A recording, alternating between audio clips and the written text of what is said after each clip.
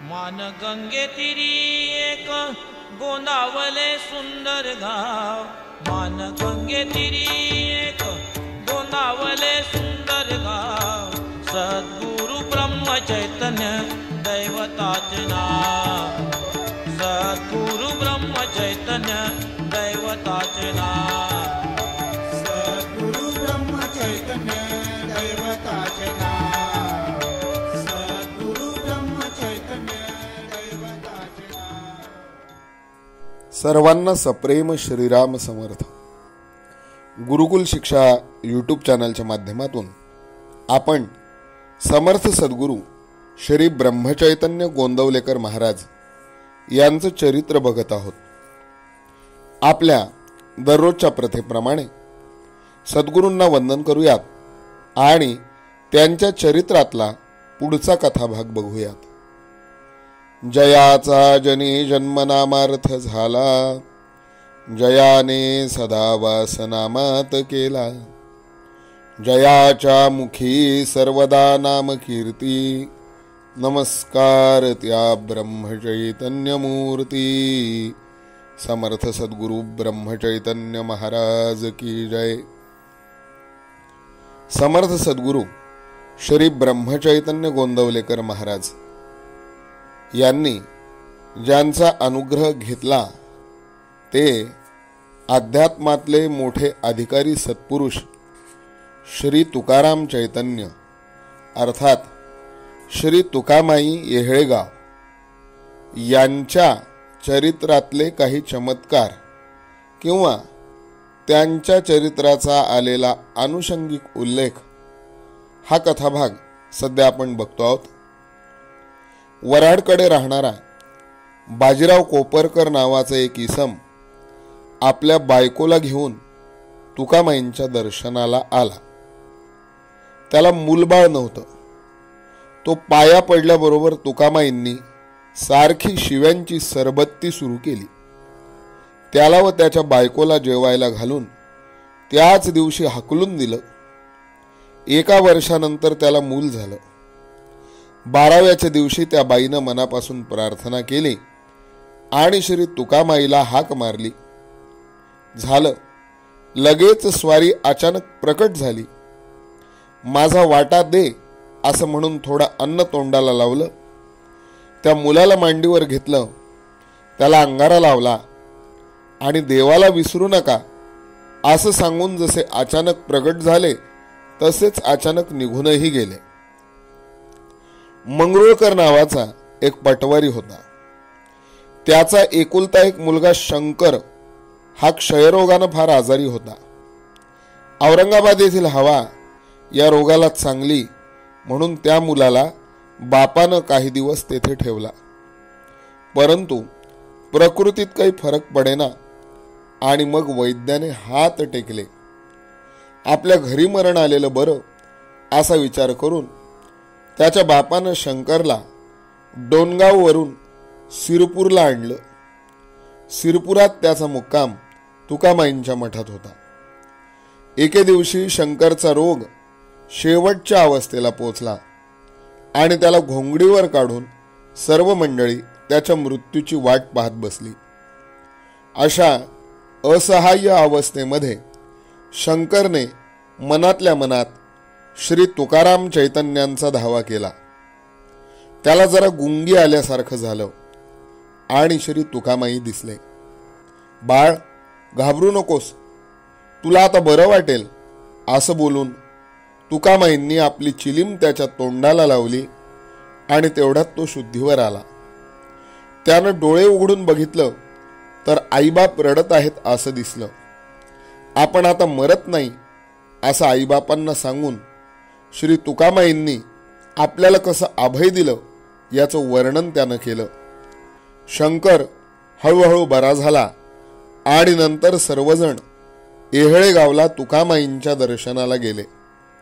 पाया पडल्यावर तुकामाईंनी शंकरला चिलमीची खूण दिली। एकदा तुकामाई स्वस्तपणे बोलत बसले होते। भोवती चांगली नेहमीच्या परिचयातली 5-50 मंडळी होती। बोलण्यावरून बोलणे निघून अरण्याच्या आणि हिंस्त्र पशूंच्या गोष्टी निघाल्या. तुकामाई सहज बोलले, जंगलातली जनावरं फार उग्र असतात. जो खरा निर्भय असतो तोच त्याला तोंड देऊ शकतो. त्यावर एक जण म्हणाला, महाराज, आपण जवळ असल्यावर आम्ही मुळीच घाबरणार नाही. या त्याच्या म्हणण्याला इतर काही जणांनी साथ दिली. हे बोलणं संपतं न संपतं तोच तुकामाई जिथे बसले होते तिथे ते नाहीसे होऊन एक मोठा वाघ बसलेला दिसला. मग या मंडळींची त्रेधा काय विचारता सगळे लोक ताबडतोब पळून गेले. देशमुख, त्याची बायको आणि दत्ताराम असे तिघे मात्र बसून राहिले. 5 मिनिटांनी वाघ नाहीसा होऊन पुन्हा श्री तुकामाई बसलेले होते. तेव्हा ते बोलले, प्रत्येक जण म्हणतो तुमच्यावर माझी निष्ठा आहे. खरी निष्ठा इतकी सोपी नाही. हे समजून प्रत्येकाने ती वाढविण्याचा अभ्यास करावा. तुकामाई एकदा नदीकाठी बसले होते. समोरून एक घोडा चालला होता. त्याच्यावर नवरा बायको दोघेजण बसले होते. जवळ बसलेला मारुती सहज बोलला, तुकामाय, माणसाला समाधी लावता येते, पण या प्राण्यांना येते का? तुकामाई म्हणाले, अरे त्याला काय हरकत नाही. तुकामाईंनी त्या घोड्याकडे बघून हर हर हर असे शब्द उच्चारले. त्याबरोबर तो घोडा, तो नवरा आणि ती बायको तिघही डोळे झाकून स्तब्ध झाले. 2-3 तास गेल्यावर तुकामाईंनी नुसते जा असं म्हणल्याबरोबर ते घोडं चालू लागलं. उमरखेड इथे स्वामी चिन्मयानंद यांची समाधी आहे. तिथे चैत्र कृष्ण एकादशी पासून 5 दिवस मोठा उत्सव होत असतो. या उत्सवामध्ये वेदशास्त्र पठण, भजन, कीर्तन, नामस्मरण वगैरे अहर्निश चालू असतात.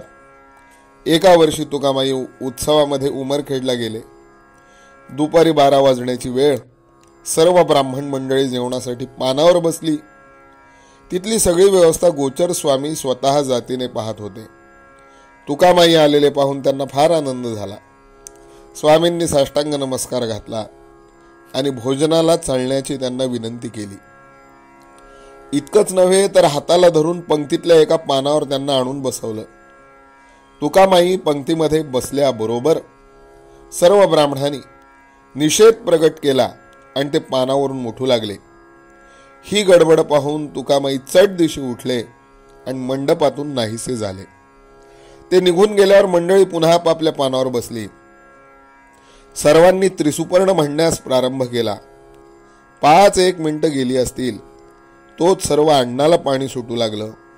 पानावर वाढलेल्या अन्नामध्ये किडे दिसायला लागले. जिकडे तिकडे गडबड उडून गेली. काय झालंय कोणालाच काही कळेना.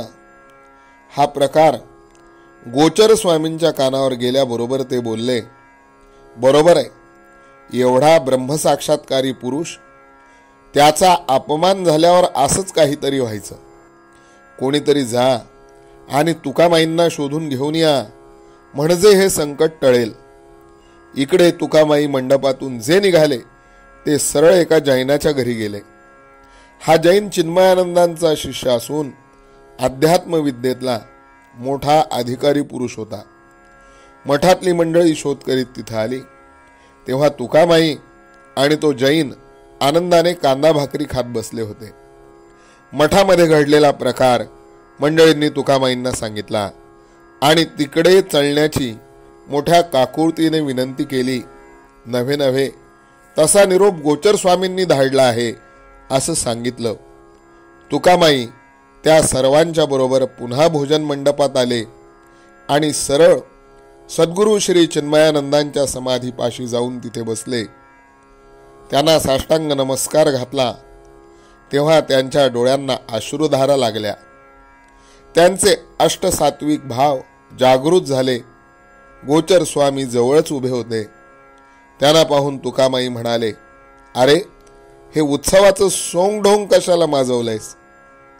समाधीचं तीर्थ सर्व अन्नावर शिंपडण्यास सांगून ते जसे आले तसे भरकन निघून गेले. अन्नावर तीर्थ शिंपडल्याबरोबर अन्न पूर्ववत झालं आणि सर्वांची जेवणं झाली. श्री तुकामाईंच्या कथाभागातले अनेक चमत्कार आपल्याला क्रमशः बघायचे. त्याचप्रमाणे समर्थ सद्गुरू श्री ब्रह्मचैतन्य गोंदवलेकर महाराजांवर त्यांनी कसा अनुग्रह केला हाही कथाभाग पुढच्या भागात आपल्याला क्रमशः बघायचा आहे. तोपर्यंत आपण श्री समर्थ तुकाबाईंना आणि सद्गुरू ब्रह्मचैतन्य महाराजांना विनम्र भावाभिवादन करूया आणि आज इथेच थांबूया. जानकी जीवन स्मरण जय जय राम, सीताकांत स्मरण जय जय राम. श्रीराम जय राम जय जय राम. श्रीराम समर्थ. देई मला तुके रघुराया, देई मला तुके रघुराया. मती उपजो तुझी या